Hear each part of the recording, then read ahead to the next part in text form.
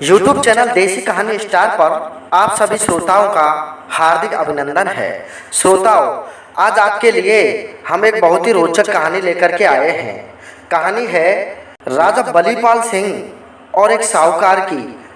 इस कहानी में एक कुत्ते ने कैसे राजा बलीपाल सिंह की सारी नगरी को ही मरने से बचा दिया।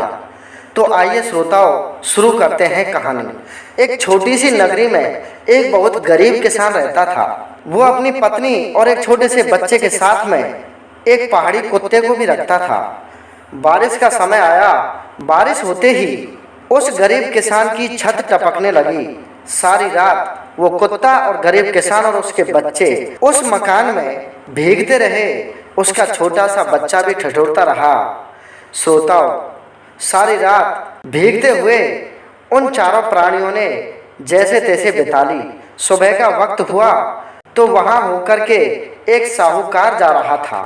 साहूकार से उस किसान ने कहा कि सुनो साहूकार जी, आप मुझे मेरी छत को ठीक करवाने के लिए 500 रुपये दे दो। इसके बदले में मैं आपको मेरा एक कुत्ता दे देता हूँ। जब तक मैं आपके 500 रुपये नहीं लौटा देता, आप इस कुत्ते को अपने घर पर रखिए।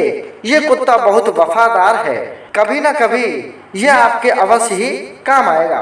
साहूकार को उसकी बात अच्छी लगी और उसने किसान को 500 रुपये दे दिए और उस कुत्ते को अपने साथ में ले गया।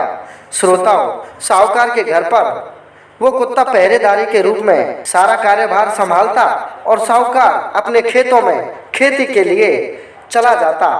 एक दिन रात्रि के समय में उस साहूकार के घर में चोरों ने सेंध लगा दी। चोरों ने जब सेंध लगाई तो वो कुत्ता बंधा हुआ था और काफी जोर जोर से चिल्लाया। जब किसी ने उसकी आवाज नहीं सुनी तो वो और भी जोर से भौंकने लगा, लेकिन तब तक तो वो सारे चोर मिल करके उस साहूकार के सारे धन माल को चोरी करके ले गए। श्रोताओं, जब कुत्ता ज्यादा जोर से चिल्लाने लगा तो साहूकार को एकदम से चेत हुआ और उस कुत्ते को खोल दिया। कुत्ते को खोलते ही कुत्ता तुरंत साहूकार के घर में घुसा और कुत्ते ने साहूकार को दिखाया कि आपका सारा माल चोरी हो चुका है। साहूकार तो अपने माल को देख करके रोने लगा, लेकिन वो कुत्ता उन चोरों के पीछे दौड़ने लगा।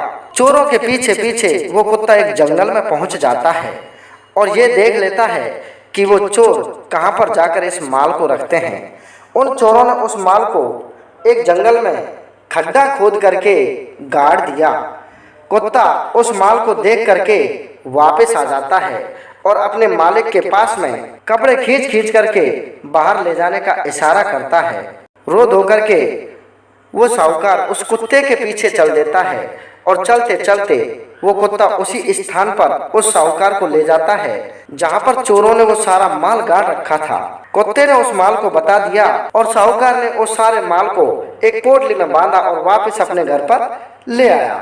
श्रोताओं, कुत्ते की वफादारी और ईमानदारी को देख करके साहूकार बड़ा प्रसन्न हुआ और उसने उस कुत्ते के गले में एक चिट्ठी टांगी। उस चिट्ठी में लिखा हुआ था कि हे कुत्ता, तुम अपने पुराने मालिक के पास वापस चले जाओ और आपकी वफादारी से मैंने उसका सारा कर्ज माफ कर दिया है। जब वो कुत्ता अपने पुराने मालिक के घर पर आने लगा तो पुराने मालिक ने सोचा कि ये कुत्ता साहूकार के घर पर रहे बिना वहां से भाग करके आ रहा है, इससे मेरा वचन टूट जाएगा और साहूकार मुझे डांट फटकार लगाएगा। इसलिए वो क्रोध में भर करके उस कुत्ते के सर पर एक पत्थर मार देता है। पत्थर मारते ही वो कुत्ता खून से लथपथ हो जाता है और बेहोश हो जाता है। जब उस किसान ने उस कुत्ते के पास में जाकर के देखा तो उसके गले में एक चिट्ठी बंधी हुई थी। चिट्ठी को पढ़ करके वो किसान रोने लगा और उस कुत्ते की मरहम पट्टी की। कुत्ते का इलाज होने के बाद में कुत्ता ठीक हो गया और किसान अपने मन में सोचने लगा कि साहूकार को जाकर के पूछना चाहिए कि किस प्रकार से इस कुत्ते ने उसके साथ में वफादारी की है जिससे उसने सारा पैसा मेरा माफ कर दिया है। जैसे ही किसान और वो कुत्ता उस साहूकार की नगरी के लिए रवाना होते हैं तो बीच में घना सारा जंगल पड़ता है। उस जंगल में एक बहुत बड़ी गुफा थी। उस गुफा में दो औरतों की आवाज आ रही थी। एक औरत बहुत तेज तेज रो रही थी और एक औरत बहुत जोर जोर से हंस रही थी। किसान अपने मन में सोचने लगा कि पता नहीं इस गुफा के अंदर कोई डायन है या कोई प्रेत आत्मा है जो इतनी जोर जोर से चीख रही है और एक बहुत जोर जोर से हंस रही है। इस आवाज को सुन करके कुत्ता और किसान अपना रास्ता बदल देते हैं और दूसरे रास्ते से उस नगरी में साहूकार के घर पर पहुंच जाते हैं। साहूकार के घर पर पहुंचते ही उस किसान ने साहूकार से कहा कि सुनो साहूकार जी, आपने मेरे पैसे क्यों माफ किए हैं? साहूकार ने कहा कि मेरे सारे धन को चोर ले गए थे और इस कुत्ते ने मेरे सारे धन को वापस दिलवा दिया है। इसकी वफादारी और आपकी ईमानदारी को देखते हुए मैंने जो 500 रुपए आपको दिए थे उनको मैं माफ करता हूँ। श्रोताओं, कुछ देर साहूकार के पास में रुकने के बाद में वो किसान उस कुत्ते को लेकर के जा रहा होता है। तभी उसे राजा बलीपाल सिंह मिल जाते हैं। राजा बलीपाल सिंह को देख करके किसान हाथ जोड़ करके उन्हें राम राम करता है। तभी बलीपाल सिंह कहने लगता है, क्यों भाई, आप इस कुत्ते को लेकर के कहाँ जा रहे हो? इधर से तो कोई रास्ता भी नहीं है। किसान कहने लगा कि सुनो महाराज, पहले हम जब इस नगरी में आए थे तो हम रास्ते में होकर के आ रहे थे, लेकिन उस गुफा के अंदर से दो आवाजें आ रही थी। एक औरत रो रही थी और एक औरत हंस रही थी। उस आवाज के डर के मारे हमने ये रास्ता बदल दिया।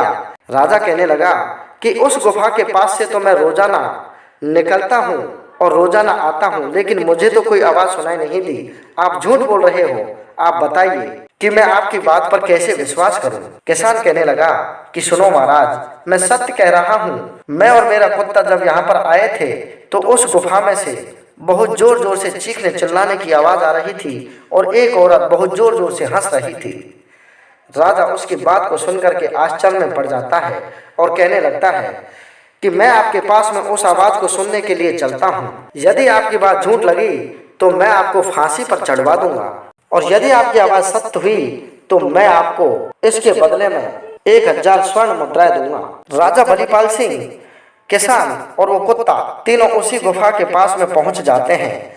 जैसे ही उस गुफा के द्वार पर तीनों पहुंचते हैं तो वही आवाज उस गुफा के अंदर से आ रही थी। रोने और हंसने की आवाज को सुनकर के राजा एकदम से आश्चर्य में पड़ जाता है और अपनी तलवार निकाल करके कहने लगता है कि सुनो, आप जो भी डायन या प्रेत आत्मा हो, मेरे सामने प्रकट हो जाओ, अन्यथा मैं इस गुफा को मेरी सेना बुला करके बंद करवा दूंगा, पत्थरों से चुनवा दूंगा। राजा की चेतावनी को सुन करके दो औरतें वहां पर प्रकट हो जाती हैं। दो औरतों को देख करके राजा कहने लगा कि आप अपना परिचय दीजिए, आप कौन हो? राजा की बात को सुन करके जो औरत जोर जोर से हंस रही थी वो कहने लगी कि मैं आपके राज्य की अनिष्ट देवी हूँ, मैं आपके राज्य का अनिष्ट कर दूंगी और आपका राज्य का अनिष्ट करने में सिर्फ 10 मिनट ही बचे हैं। तभी राजा ने पूछा, जो औरत रो रही थी उससे राजा ने पूछा